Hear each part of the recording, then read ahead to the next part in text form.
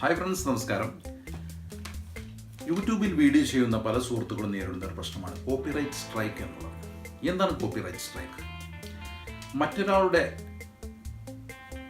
ഒരു കണ്ടന്റ് അത് അദ്ദേഹത്തിൻ്റെ പെർമിഷൻ ഇല്ലാതെ നമ്മളുടെ വീഡിയോയിൽ യൂസ് ചെയ്ത് കഴിഞ്ഞാൽ, അത് വീഡിയോ ആയിക്കോട്ടെ, ഓഡിയോ ആയിക്കോട്ടെ, അല്ലെങ്കിൽ പിക്ചർ ആയിക്കോട്ടെ, തീർച്ചയായിട്ടും നമുക്ക് കോപ്പിറൈറ്റ് സ്ട്രൈക്ക് വരും. ഇത്തരത്തിൽ പലതവണ കോപ്പിറൈറ്റ് സ്ട്രൈക്ക് വന്നാൽ നമ്മുടെ ചാനലിന് തന്നെ അത് ദോഷകരമായി ബാധിക്കും. പലപ്പോഴും ചാനൽ ഡിലീറ്റായി പോകാൻ തന്നെ ചാൻസ് ഉണ്ട്. അപ്പോൾ ഇത്തരത്തിൽ നമുക്ക് നോൺ കോപ്പിറൈറ്റഡ് മ്യൂസിക്കുകൾ എങ്ങനെ ലഭിക്കും എന്നുള്ളതിനെ കുറിച്ചൊരു വീഡിയോ കുറച്ച് മുൻപ് ഞാൻ ചെയ്തിരുന്നു. അതിൻ്റെ ലിങ്ക് ഞാൻ താഴെ ഡിസ്ക്രിപ്ഷനിൽ കൊടുത്തിട്ടുണ്ട്.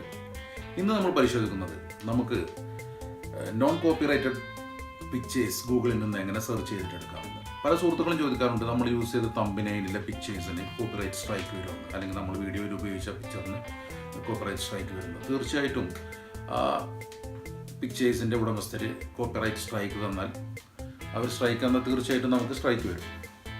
അപ്പോൾ ഇന്ന് നമ്മൾ പരിശോധിക്കുന്നത് നമുക്ക് ഗൂഗിളിൽ നിന്ന് ഇത്തരത്തിൽ നോൺ കോപ്പിറൈറ്റഡ് പിക്ചേഴ്സ് എങ്ങനെ ലഭിക്കുമെന്നതിനെ കുറിച്ചാണ്. അപ്പോൾ ഇതുപോലെ ഇൻഫോർമേറ്റീവും ടെക്നോളജി സംബന്ധമായ വീഡിയോകൾ കാണാൻ താല്പര്യമുള്ളവർക്ക് തീർച്ചയായിട്ടും നമ്മുടെ ചാനൽ സൗജന്യമായി സബ്സ്ക്രൈബ് ചെയ്യാം. തൊട്ടടുത്ത ബെല്ലൈക്കൺ കൂടി ക്ലിക്ക് ചെയ്യാൻ മറക്കരുത്. നമുക്ക് വീഡിയോയിലേക്ക് കടക്കാം.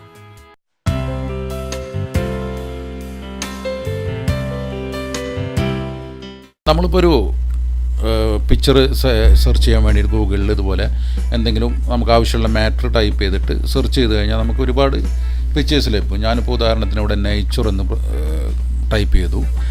അപ്പോൾ നേച്ചറിനോട് ബന്ധപ്പെട്ട രണ്ടാമത്തെ ടാബ് ഞാൻ ഇമേജിൽ നിന്ന് സെലക്ട് ചെയ്ത് കഴിഞ്ഞാൽ ഇതുപോലെ നമുക്ക് നമ്മൾ ടൈപ്പ് ചെയ്ത സബ്ജക്റ്റിനോട് ബന്ധപ്പെട്ട കോപ്പിറൈറ്റഡ് നോൺ കോപ്പിറൈറ്റഡ് ആയ എല്ലാ പിക്ചറും ഇവിടെ കാണാം. നമുക്ക് ഇത് നോൺ കോപ്പിറൈറ്റഡ് പിക്ചേഴ്സ് കിട്ടാൻ വേണ്ടിയിട്ട് നമ്മൾ ഈ ടൂൾസ് എന്ന മെനുവിൽ ക്ലിക്ക് ചെയ്തതിന് ശേഷം ഇവിടെ ഈ ഓപ്ഷനിൽ ക്ലിക്ക് ചെയ്തിട്ട് രണ്ടാമത്തെ ഓപ്ഷൻ സെലക്ട് ചെയ്യുക. അപ്പോൾ സെർച്ച് ഒന്ന് മാറി വരുന്നത് നമുക്ക് കാണാം. പക്ഷേ ഇതും ഫുള്ളി നോൺ കോപ്പിറൈറ്റഡ് ആണെന്ന് നമുക്ക് വിശ്വസിക്കാൻ സാധിക്കില്ല. നമ്മൾ എന്ത് ചെയ്യുക, നമുക്ക് ആവശ്യമുള്ള പിക്ചർ ഒന്ന് ഓപ്പൺ ചെയ്ത് നോക്കുക. അപ്പോൾ നമുക്ക് നമ്മൾ പിക്ചർ ഓപ്പൺ ചെയ്ത് കഴിഞ്ഞാൽ അതിൻ്റെ താഴെ ഗൂഗിൾ തന്നെ മെൻഷൻ ചെയ്തിട്ടുണ്ടാകും സബ്ജക്റ്റ് മേ ബി കോപ്പിറൈറ്റഡ് എന്ന്. അപ്പോൾ നമുക്ക് എന്ത് ചെയ്യാം, ഇതൊരു അത് ഏത് വെബ്സൈറ്റിൽ നിന്നാണ് ഇത്, ആ വെബ്സൈറ്റിൽ റൈറ്റ് സൈഡിൽ അതിൻ്റെ അഡ്രസ്സ് കാണാം. നമുക്ക് അതിലൊന്ന് ക്ലിക്ക് ചെയ്തിട്ട് ആ വെബ്സൈറ്റ് ഒന്ന് സെർച്ച് ചെയ്ത് നോക്കാം. കാരണം ഗൂഗിൾ ഇത് പല സോഴ്സിൽ നിന്നായിരിക്കും സെർച്ച് ചെയ്തിട്ടെടുക്കുന്നത്. ഇപ്പോൾ ഇത് വിക്കിപീഡിയയിൽ നിന്ന് വന്നൊരു പിക്ചറാണ്. അതിൻ്റെ റൈറ്റ് സൈഡിൽ ആ പിക്ചറിൽ ക്ലിക്ക് ചെയ്ത് കഴിഞ്ഞാൽ അതിൻ്റെ ഒറിജിനൽ വെബ്സൈറ്റിലേക്ക് ലിങ്ക് ആവും. അതിനുശേഷം നമുക്ക് അതിൻ്റെ പെർമിഷൻ ഡീറ്റെയിൽസ് ഇതുപോലെ കാണാം. പല സൈറ്റിലും പല രീതിയിലായിരിക്കും പെർമിഷൻ ഡീറ്റെയിൽസ് കൊടുത്തിട്ടുള്ളത്. നിങ്ങളെന്ത് ചെയ്യുക, യൂസ് ചെയ്യുന്നതിന് മുമ്പ് ഈ പെർമിഷൻ ഡീറ്റെയിൽസ് ഒന്ന് നോക്കുക. ഇത് കോപ്പിറൈറ്റഡ് ആണോ, നമുക്ക് ഫ്രീ ആയിട്ട് യൂസ് ചെയ്യാൻ പറ്റുമെന്നുള്ള കാര്യങ്ങളൊക്കെ ഇവിടെ മെൻഷൻ ചെയ്തിട്ടുണ്ടാകും. ഇപ്പോൾ ഈ ഒരു പിക്ചറിൻ്റെ കാര്യത്തിൽ ഇത് കോപ്പിറൈറ്റഡ് ആണ്, നമുക്കിത് യൂസ് ചെയ്യാൻ സാധിക്കില്ല.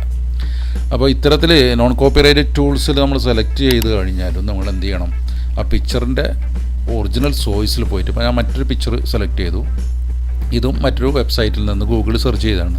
നമ്മൾ എന്ത് ചെയ്യുക, ആ വെബ്സൈറ്റ് ഇതുപോലെ ഒന്ന് ക്ലിക്ക് ചെയ്ത് നോക്കുക. അപ്പോൾ മാക്സ് പിക്സൽ എന്നൊരു വെബ്സൈറ്റിൽ നിന്നാണിത്.